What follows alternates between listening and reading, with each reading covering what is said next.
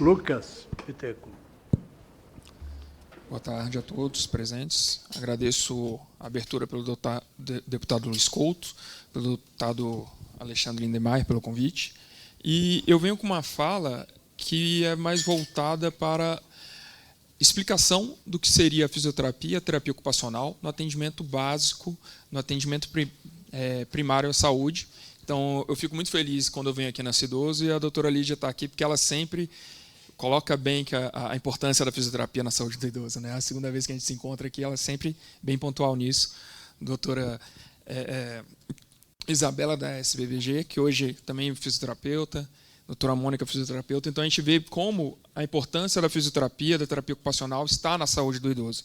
E eu venho mais para demonstrar um pouquinho de como a gente consegue atuar na prevenção de queda do idoso, já na atuação primária. Okay?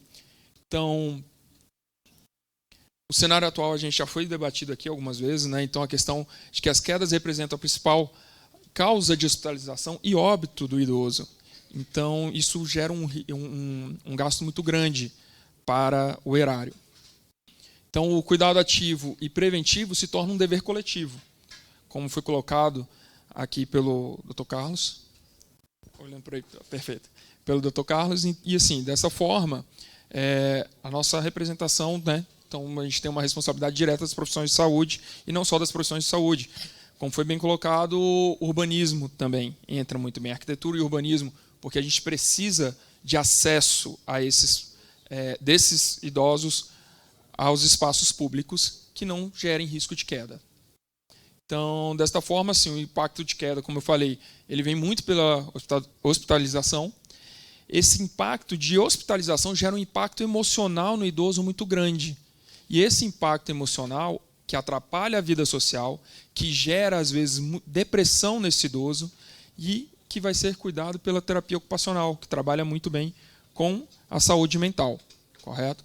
E a gente quer o quê? Com a fisioterapia, com a terapia ocupacional, trabalhar essa autonomia desse idoso, porque a gente sabe que isso precisa ser de grande valia a esse idoso, certo? Então, aqui, como a fisioterapia ela vindo como uma prevenção baseada em movimento. Então, eu vou diferenciar a fisioterapia e a terapia ocupacional no atuar. Então, o atuar da fisioterapia na prevenção ela vem por meio de baseamento em movimento. Então, a gente traz uma avaliação funcional, que ela é fácil, por alguns testes a gente consegue fazer, Time Up and Go, que é o TUG, BR Balance, e SF36, que é de qualidade de vida, extremamente validado. Então, a gente consegue ver como está a qualidade de vida desse idoso, como ele está agindo, e a gente previne já as quedas nesse sentido. Os exercícios terapêuticos, então, né, de fortalecimento, de membros inferiores, fortalecimento de tronco, treinamento de marcha, deambulação, tudo isso para a reabilitação ideal desse idoso e habilitação. E eu falo de habilitação quando a gente fala de prevenção, correto? Nessa questão, a gente entra muito na situação de educação e saúde, que é justamente nas estratégias que a gente precisa ter com essa população idosa, na prevenção, que vai ser dado ali na UBS, na atenção primária, tanto pelo fisioterapeuta quanto pelo terapeuta ocupacional. E a terapia ocupacional já vem com a prevenção baseada no ambiente. Como eu falo nessa questão do ambiente? Que ele vai trabalhar o ambiente como um todo. Eu não falo um ambiente apenas de casa, mas o ambiente laboral, que a gente tem uma população idosa ativa hoje em dia, que trabalha até mais tarde. Temos aqui um grande exemplo do meu lado, que está aqui ativo, trabalhando pela população brasileira. E a gente tem que ter esse ambiente adequado a esta população. Então, pegando esse papel da terapia ocupacional, a gente tem toda a adequação ambiental, que ela vem não só de casa, mas de trabalho, de ambiente externo, que trabalha mobiliário. Então, às vezes, a gente, não, meu mobiliário é lindo, mas aquele mobiliário está funcional para aquele idoso? Aquele mobiliário naquela posição pode gerar um risco de queda para aquele idoso. Tapete, baixa iluminação, que já foi colocado aqui, a doutora Lídia trouxe essa questão da baixa iluminação. Então, tudo isso tem que estar adequado. E a terapia ocupacional trabalha muito bem nestas adequações. Assim como a promoção de autonomia, para ter suas AVDs, atividades de vida diárias, e as AVPs, que são atividades de vidas práticas. Imagina esse idoso tendo que ir ao supermercado, empurrar carrinho, puxar carrinho, prateleira alta, prateleira baixa. O peso do açúcar não é o mesmo peso do arroz. Então ele tem que estar adaptado a isso. Ele tem que estar apto a fazer essas situações. Então a gente tem que ver justamente a terapia ocupacional com esse olho ambiental de toda a vida do idoso, por onde ele anda, não apenas em casa. A gente pensa muito na adaptação da casa e esquece da adaptação extra-casa, que foi muito bem colocado pelo Dr. Carlos aqui. Então, assim, o trabalho com os familiares, porque, como a doutora Lídia colocou, a culpa não é do idoso. O familiar chega, pai, para de cair. Não, a culpa não é do idoso. Então, o familiar tem que estar ciente disso. E o familiar, o cuidador, eles têm que estar cientes disso. Eles têm que entender que a queda pode gerar uma depressão e que a terapia ocupacional vai trabalhar com a saúde mental em conjunto, não só do idoso, mas do familiar e do cuidador, que eles têm que estar preparados mentalmente para lidar com essa nova etapa da vida.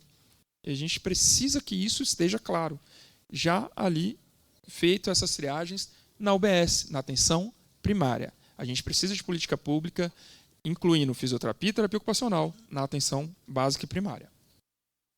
Então, como eu trouxe essa abordagem, ela é muito integrada, tá? Então a gente tem toda essa questão da fisioterapia, da terapia ocupacional, trabalhando tanto no que fortalece essa base funcional, tanto no que existe nesse que constrói um mundo seguro para este grupo. Então a fisioterapia vai dar a base, a terapia ocupacional vai fazer a construção desse mundo mais seguro. Então, assim, junto essas duas profissões, elas vão atuar não só no corpo, mas no cotidiano desse idoso. Então eu agradeço aqui a minha fala, botando justamente a PL 4376 da Política Nacional de Queda do Idoso, que é o seguinte: o cuidar ampliado.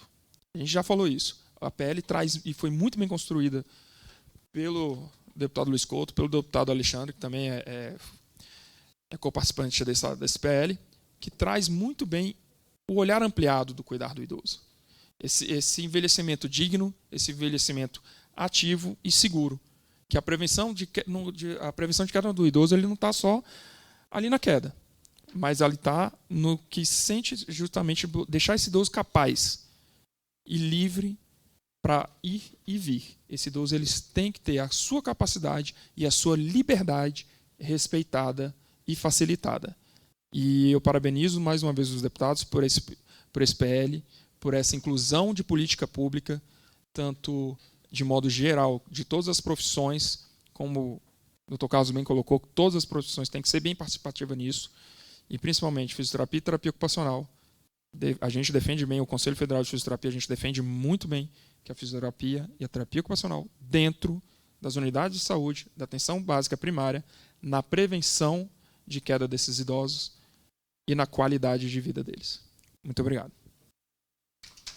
Muito obrigado, Lucas, pela sua contribuição. Eu não vou parar aqui, não. Depois nós vamos ter aqui, porque tem muita discussão.